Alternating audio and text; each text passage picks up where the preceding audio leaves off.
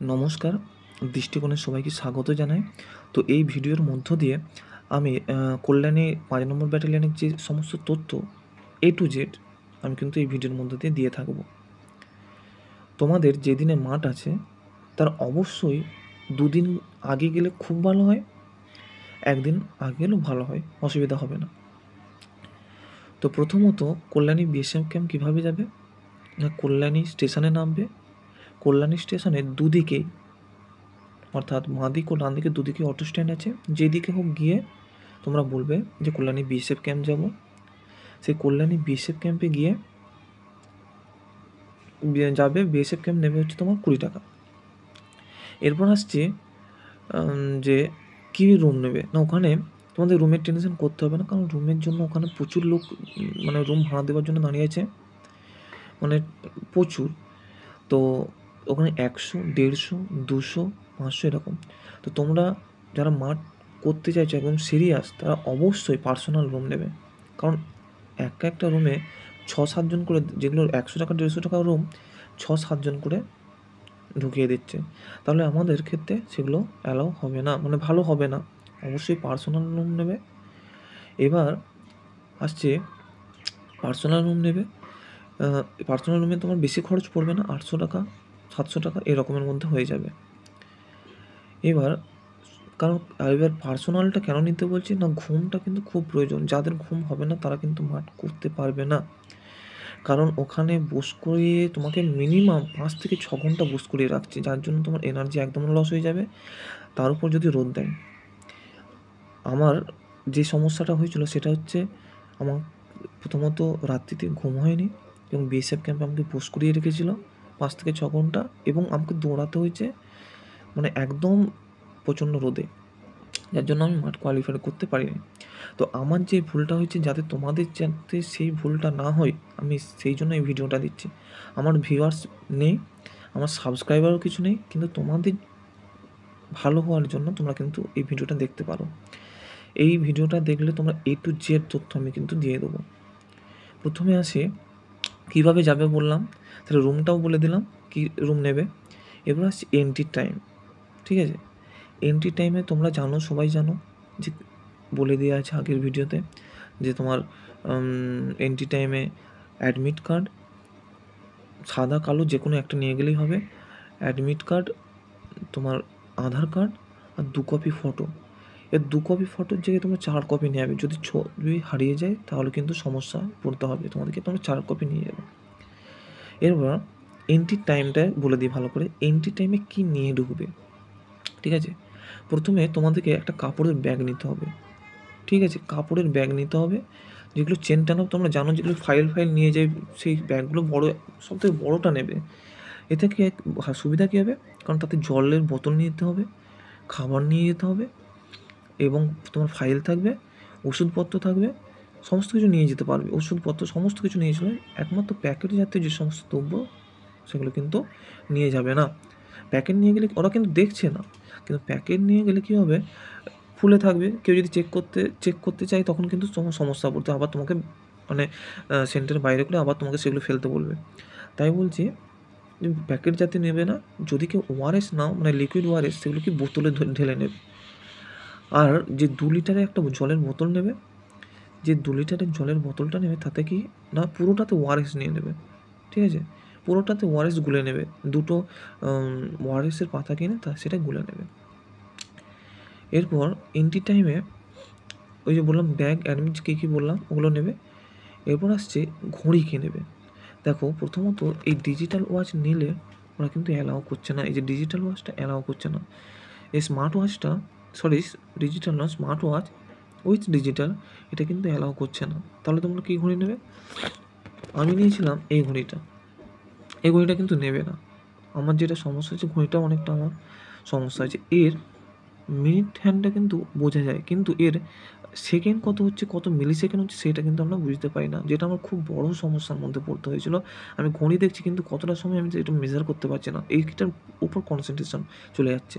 তাহলে কী ঘড়ি নেবে না, যেগুলো স্পোর্টস ঘড়ি হয় সেগুলো নেবে। আর রানিং শ্যু তো তোমরা নিচ্ছ, ভালো রানিং শ্যু নেবে।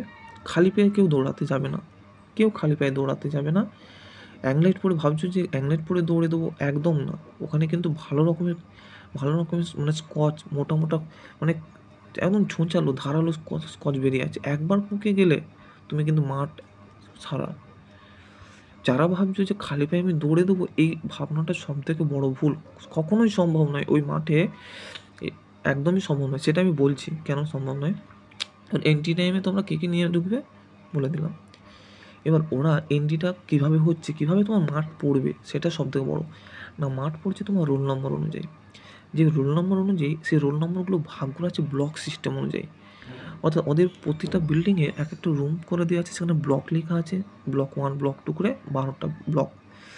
তোমরা জানো যে 1500 জন করে ডাকছে, যাচ্ছে 1200 জন করে। ওরা কী করছে, 6টা কি 7টা ব্যাচের মধ্যে সেরে দিচ্ছে, কি 8টা 9টা এরকমও করছে, ওদের সেটা মর্জি। তাহলে তোমরা কী করবে, তোমরা ওই অ্যাডমিটের যে রোল নম্বর আছে, যে লাস্ট 5 ডিজিট, ওটা কিন্তু মনে রাখতে হবে। এতে কী হবে, তোমাদের ব্লকটা দেখতে খুবই সুবিধা হবে। মানে এন্ট্রি টাইমেই ও ব্লক নাম্বার লেখা আছে, সেখানে কিন্তু দেখে সুবিধা হবে যে তোমার কোন ব্লকে পড়েছে। এবার ব্লক অনুযায়ী কিন্তু মাঠ পড়ছে। যাদের ব্লক 1, 2, 3, 4, 5, 6 এরকম থাকবে, তাদের কিন্তু প্রথম দিকেই মাঠ, অর্থাৎ 1, 2, 3 এদেরকে ফার্স্ট ব্যাচ মানে প্রথমের মাঠ করাচ্ছে। 4, 5 এদেরকে সেকেন্ড, 6, 7 থার্ড, এরকম। এবার 1, 2, 3 আমাদের সময় কেন করিয়েছে না, তখন ছেলে কম তাই ছিল 1, 2, 3, তার জন্য 1, 2, 3কে প্রথম মাঠ করিয়ে দিয়েছে। তো এইভাবেই মাঠ চলবে। মোট 12 নম্বর যে ব্লকটা, মানে 1 থেকে 12 নম্বর ব্লক, তার মধ্যে 1 থেকে 12 নম্বর যে ব্লকটা, শেষের ব্লকটা, ওদের কিন্তু মাঠ হচ্ছে 1টার সময়, দুপুর 1টার সময়। সেই জন্য বারবার বলছি, তোমরা ভালো করে ঘুমাও, ভালো করে ঘুমাতে হবে, ঠিক আছে? শরীরের এনার্জিটা থাকতে হবে। তুমি যদি ভাবো আমি না ঘুমিয়ে মাঠ করে দেবো, এটা সম্ভব নয়। কারণ তোমাকে ওইখানে ঢুকানোর পর তোমাকে 5 থেকে 6 ঘন্টা বোস করিয়ে রাখছে, যেটা সবথেকে বড় সমস্যা। এখানে যে বসতে হচ্ছে, মানে তোমরা মিনিমাম 5 থেকে 7 বার তোমাদেরকে এই জায়গায় গিয়ে বস করাবে, সেই জায়গায় গিয়ে বস করাবে। সিস্টেমটা এরকম চলতেই থাকবে, ওই 6 ঘন্টার মধ্যে এটা চলতেই থাকবে। এবার পায়ে ওরা কি না, এরকম করার পর যখন আমরা এন্ট্রি করে নিলাম, ব্লক অনুযায়ী সাজার পর ওরা 3টে ফর্ম দিচ্ছে। মানে ফর্মটা দেখাচ্ছি দাঁড়াও একবার। মানে এরকম 3টে ফর্ম দিচ্ছে, দেখতে পাচ্ছ? এরকম 3টে ফর্ম দিচ্ছে। তো প্রতিটা ফর্মে তোমাদেরকে মেন যেটা লিখতে হবে সেটা হচ্ছে নাম, রোল নাম্বার, আর হচ্ছে জেন্ডার। এই 3টেই তোমাকে লিখে যেতে হবে। আর মোট সিগনেচার করতে হবে মোট 4টে। 4টে সিগনেচার করতে হবে। আর সব সিগনেচার এরকমভাবে এই জায়গাতে করে সিগনেচারগুলো হচ্ছে। এখানটাতে রোল, নাম, রোল, আর হচ্ছে কি তোমার সিগনেচার, এই 3টে লিখতে হচ্ছে। আর ফর্মটা যখন ফিল আপ করবে, সমস্ত কিছুই ব্লক লেটারে করবে, সমস্ত কিছুই ব্লক লেটার। এই গেল তোমাদের। তো ফর্ম ফিল আপ করে ওরা ওইবার RFID লাগাবে এরকম। তবে যেটা মেন, যে খাবারের এই যে তুমি ব্যাগটা নিয়ে যাচ্ছ, এই খাবারের ব্যাগটা নিয়ে যাচ্ছ ঠিকই, কিন্তু তোমরা যে খাবারগুলো নিয়ে যাচ্ছ সেগুলো কিন্তু এন্ট্রির আগেই খেয়ে নেবে। ওরা কিন্তু ঢোকানোর পর খেতে দেবে না। আমাদেরকে কিন্তু খেতে দেয়নি, আমাদেরকে ওই মিনিট 2 কি মিনিট 5 সময় দিয়েছিল খাওয়ার জন্য। তাতে কিচ্ছু হবে না। তুমি একটু ORS খাবে, পেট ভর্তি করেও তো খেতে পারবে না একবারে, তো কিচ্ছু হবে না। হয়তো ভিডিওটা বড় হয়ে যাচ্ছে, কিন্তু ভিডিওটা দেখো, ঠিক আছে? এরপর তোমাদেরকে RFID লাগিয়ে দেবে। ওখানে 2টো RFID লাগানোর পর তোমাদের রেজিস্ট্রেশন হবে। রেজিস্ট্রেশন করার পর সমস্ত কিছু ঠিক হওয়ার পর তোমাকে ডাকবে, ডেকে তোমাকে একটা CC ক্যামেরার সামনে তোমাকে দাঁড়িয়ে বলতে হচ্ছে তোমার নাম, ঠিক আছে? এবার এভাবে তোমাদেরকে গিয়ে মাঠের কাছে বস করিয়ে দেবে। এই হচ্ছে প্রসেস। যখন মাঠ করতে নামবে, তখন অবশ্যই পায়ের ভলিনি বা অন্য কিছু জেল থাকলে সেগুলো অবশ্যই নিয়ে নেবে, মেখে নেবে পকেটে, একদম লুকিয়ে রাখবে ভলিনি জেল বা এই সমস্ত কিছু, ঠিক আছে? পকেটে লুকিয়ে রাখবে। নাহলে কিন্তু ওরা মারধরও করছে, মানে মারধর মানে খুব মারধর নয়, ওরা কিন্তু চড়চাপড় লাগিয়ে দিচ্ছে। তো সেরকম। তো এই মাঠে যখন যাবে, তোমরা মনে স্থির করে নেবে যে আমি পারবো, ঠিক আছে? পারবো মানে পারবোই। আমিও ভেবেছিলাম পারবো, কিন্তু আমার সমস্যা হয়ে গিয়েছে সেটা হচ্ছে আমার রাত্রে একদম ঘুম হয়নি, যেটা মানে আমি টেনশন এতটা টেনশন করেছি, মানে আমার রাত্রে একটু ঘুম আসেনি, ঠিক আছে? সেই জন্য তোমাদেরকে বলছি আমার যে প্রবলেমগুলো যাতে তোমাদের না হয়, ঠিক আছে? এবার হচ্ছে মাঠটা মোটামুটি ওভারঅল সমস্তটাই ভালো, কিন্তু 50 মিটারের মতো আছে যেখানটায় মানে মোরাম ফেলা আছে, সেখানটায় কী হয়েছে, মোরামটা ফেলার পর সেটাকে মানে রোল করে দেওয়ার পরেও ছেলেরা মানে দৌড় হয়েছে যে মানে রাস্তাটা উঁচু নিচু হয়ে গেছে, মানে পা ফেলতে সেখানে অসুবিধা হচ্ছে, ঠিক আছে? তবে ওভারঅল ভালো, অসুবিধা কিছু নেই, ঠিক আছে? এবার যারাও খালি পায়ে বলছে, কেন খালি পায়ে দৌড়াবে না? কিন্তু ওই 50 মিনিটের আগেটায় কিছু কচ আছে যেগুলো একদম ধারালো, সে কচে মানে দৌড়ানো মুশকিল ব্যাপার, পারবেই না। বারবার বলছি বুট পরে যেও, শু পরে যেও। যাদের শু অভ্যাস নেই, যারা বলছে যে স্যার দাদা আমার তো শু অভ্যাস নেই, তারা তোমরা কী করো, তোমরা অ্যাংলেট আগে মোজা পরো, মোজার উপরে অ্যাংলেট পরো, কারণ একবার লেগে গেলে কিন্তু তোমরা মাঠ কোয়ালিফাই করতে পারবে না। এবার তোমার মাঠ কোয়ালিফাই হয়ে গেলে বা যে ডিসকোয়ালিফাই হয়েছো, সবাইকে এক কাছে বস করাবে, ওরা এবার মাইকে অ্যানাউন্স করবে, তোমার সঙ্গে সঙ্গে ওরা হাতে রেজাল্ট দিয়ে দেবে। যেমন আমাকে দিয়েছে, আমি দেখাচ্ছি, আমি রান করতে পারিনি, আমি 6 পাক রান করেছি, ঠিক আছে? আমার সম্ভব হয়ে ওঠেনি, এরকম একটা সিট দিয়ে দেবে, তুমি কত মিনিটে তুমি কত কী করেছো, কতই স্টার্ট হয়েছে, কতই ফিনিশিং হয়েছে, কত মিনিট সময় লেগেছে, কত পাক মেরেছো, সমস্ত কিছু কিন্তু এটা দিয়ে দেবে। তো এই হচ্ছে পুরো ডিটেলস। আমার সবথেকে যেটা খারাপ সমস্যা হয়েছে সেটা হচ্ছে স্পোর্ট ওয়াচ নিয়ে যায়নি। আমাকে বলেছিলো যে এরকম ডায়াল ঘড়ি নিয়ে যেতে, এই ডায়াল ঘড়ি নেবে না, স্পোর্ট ওয়াচ নেবে, যাতে মানে সেকেন্ডগুলো মেজার হয়। আরেকটা হচ্ছে তোমরা ঘুম, টেনশন একদম করা চলবে না। টেনশন করলে তো মরলে, ঠিক আছে? টেনশন একদম করবে না। মাঠের ভিতরে ঢুকে গেলে কিছু মনে হবে না। আর হচ্ছে ঘুমটা অবশ্যই দেবে। যদি কেউ ভাবো আমি না ঘুমিয়ে মাঠ করে ফেলবো, তার মতো বোকা কেউ নেই। জিডির মাঠ, এসএসসি জিডির মাঠ মানে মানে খুব যে সহজ তাও নয়, ঠিক আছে? তোমাকে কিন্তু মাঠটা ধরে রাখতে হবে। ওই খাঁ রোদে তোমাকে কিন্তু মাঠটা ধরে রাখতে হবে। যাদের সকালে মাঠ পড়ে যাবে তাদের ভালো, কিন্তু সকালটাও কিন্তু খুব একটা মানে ভালো জিনিস নয়। সকালেও রোদ দিচ্ছে ভালোই, ঠিক আছে?